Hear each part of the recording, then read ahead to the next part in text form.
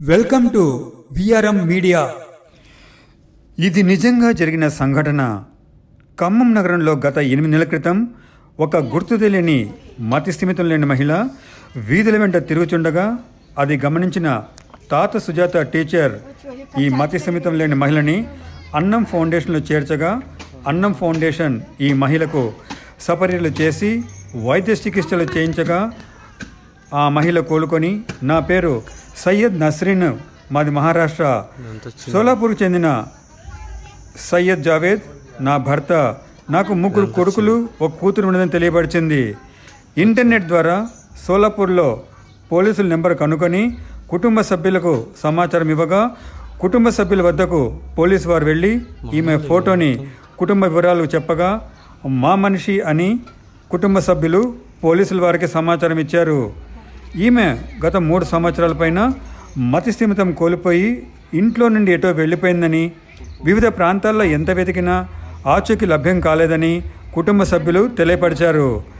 Police వారి సమాచారం ప్రకారము వీరి కుటుంబం అత్యంత పేద కుటుంబం కావడం వలన వారి కుటుంబ సభ్యులు ఖమ్మం రాలేక అన్నం ట్రస్ట్ చైర్మన్ అన్నం శ్రీనివాసరావు ఖమ్మం నుండి అన్నం అంబులెన్స్లో నస్రీన్ తీసుకొని షోలాపూర్కి వెళ్ళి ఆమె కుటుంబం వద్దకు చేర్చి పోలీస్ హెడ్ కానిస్టేబుల్ మోరే సమక్షంలో భర్త జావేద్ మరియు కుటుంబ సభ్యులు కుమారుడికి అప్పచెప్పడం జరిగింది.